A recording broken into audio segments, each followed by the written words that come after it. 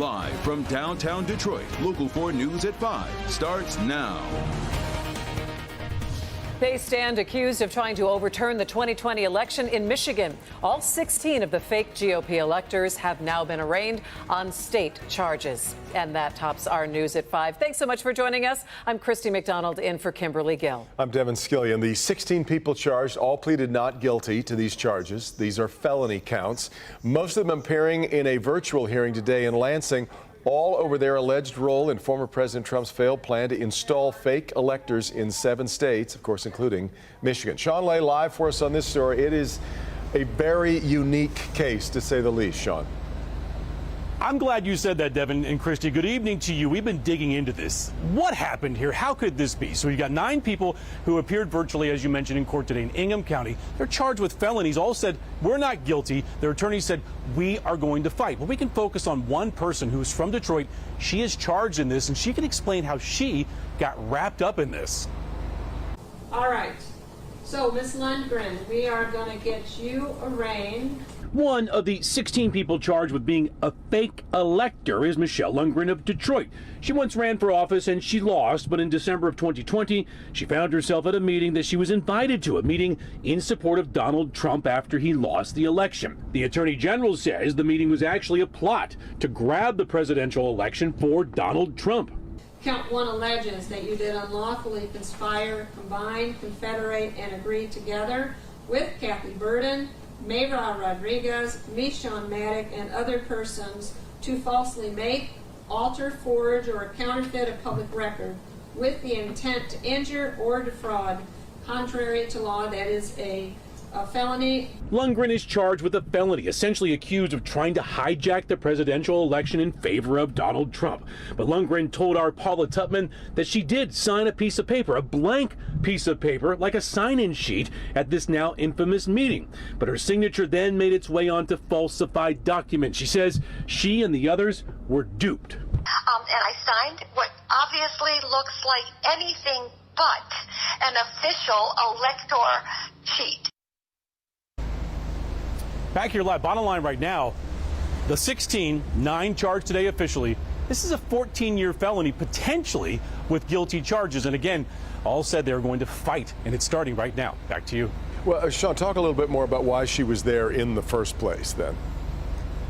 That's a question I had for sure. And she says she voted for Donald Trump. She got a phone call, said, we want you to come to a meeting in support of Donald Trump. And she did. She said she signed that paper, and she said it ended up on the falsified documents. It was a fascinating conversation she had with our Paula Tutman, and I would highly recommend you check it out at clickondetroit.com. That's right. All right, Sean. Our other top story here at 5 o'clock. Police say a man in the midst of a medical emergency slammed his pickup truck right into an apartment complex. It happened right at the intersection of Coolidge and Trafford and Royal Oak. That's just off Woodward and not too far from Royal Oak Beaumont. Tim Pamplin spoke to the tenant in that apartment and found out this isn't even the first time. This collision occurring along Coolidge near Webster, that's Woodward Avenue area. There you see the white pickup truck that went barreling into Richard DeWitt's apartment. We'll let him pick up the story from there. I hear a boom and all this plaster comes flying on top of me. I had to push it off of me. I'm looking around, I'm like, what just happened? Police tell us it appears it may be a medical emergency. An elderly gentleman lost his life after he sideswiped that silver Ford Escape there. And then the F-150 went barreling out of control into the apartment. They were like, hey, is anybody in there? I said, yeah, I'm in here. That's when police helped Richard out of his window to safety. I couldn't believe it. I'm like, not again. Last summer, the same thing. This time it's way worse. Someone actually lost their life this time.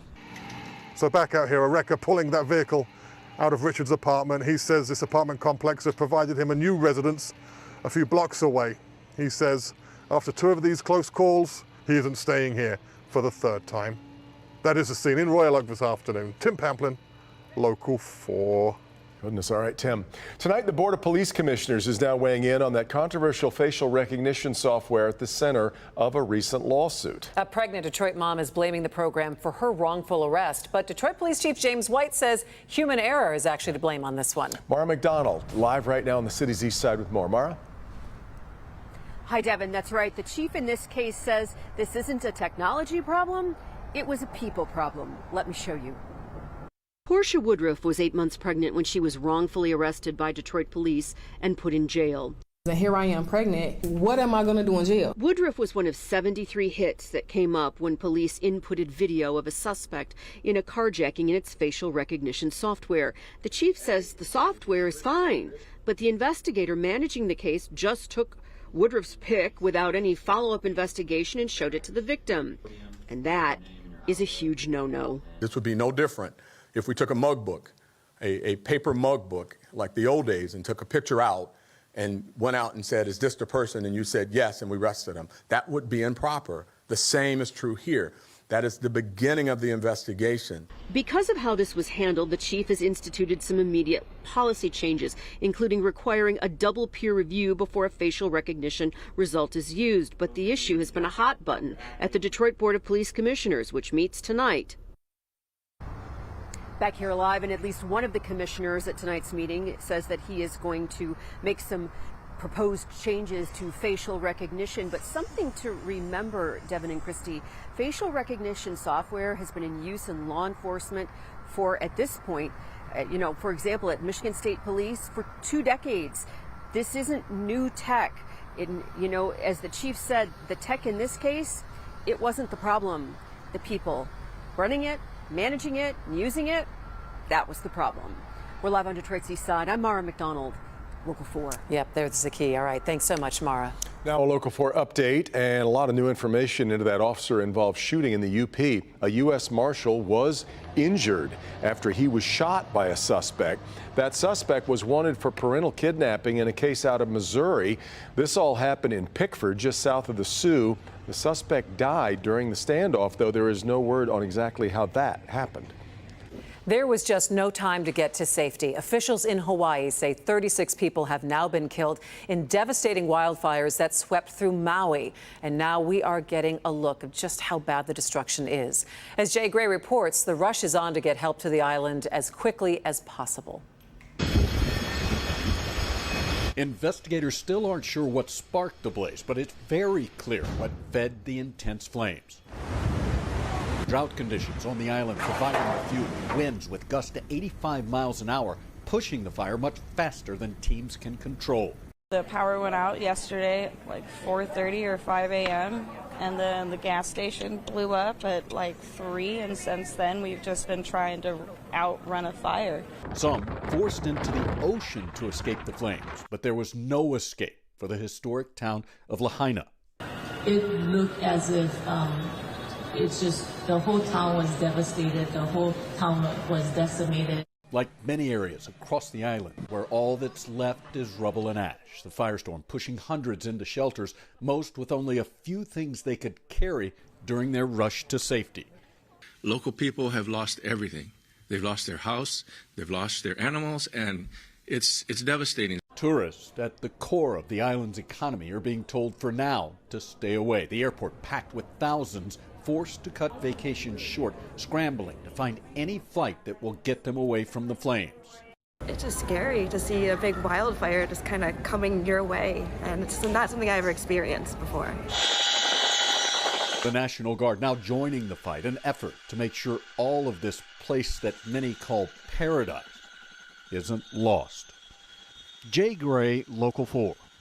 Yeah, those pictures are staggering. Ahead on the news at 5:30, we are talking to a Michigan family who narrowly escaped the fires. You'll hear how the situation turned so desperate in just a matter of an hour as they work to get to the airport and to get home. Just stunning, stunning pictures. Let's take a live look at our picture here. Exact Track 4D radar. You got a few spots of rain there, especially now a lot of it's moved into southern Ontario as we hit the height of the evening commute. Not that widespread. In fact, a number of places seeing sun right now. We'll take that. Let's get over to Kim Adams and our first look at the forewarned forecast. Hi, Kim. Hi there. Well, it does look like it just depends on where you live as to what kind of weather you're getting, from sun to clouds to even a couple of thunderstorms this afternoon. Let's start with Port Huron, getting a pretty good downpour, at least north of Port Huron around Lakeport. And then Armada, parts of Armada also getting some showers, but then parts of Armada's not. So that's how small these storms are. And I shouldn't even really say storms because I haven't seen a lot of lightning coming out of either of these areas. So mainly just heavy rain, but we did have a couple of of quick downpours earlier this afternoon right along I-96 in Wayne County. That's now what you see has moved off over southern Ontario. Ann Arbor is getting a little brief shower right now, and also down into Monroe. Woodhaven had a brief shower. Now that's over into Grosse Ile. So we expect this to just wind down here over the next couple of hours, leaving us with clearing skies overnight tonight. Tomorrow, a severe weather risk. Couldn't make it through a whole week without the SPC issuing a severe weather risk. For now, it is only for parts of Livingston and Washtenaw County. It does not include most of Metro Detroit, but we'll talk about timing and the chance for thunderstorms here in just a few minutes. All right, Kim. All happened within a few quick booms and a huge cloud of dust. Yeah, what came crashing to the ground over on the west side of the state. Rob? All right, so when the water and sewer system springs a leak in the city, they have to repair it. And a lot of folks have just gotten in the habit of not paying. But that costs money. And so now they're going to be reinstituting a controversial plan to make sure the money keeps coming. We'll have the latest. All right, Rod, but first he was gunned down in the middle of a crowd. Chaos as a South American presidential candidate is killed just weeks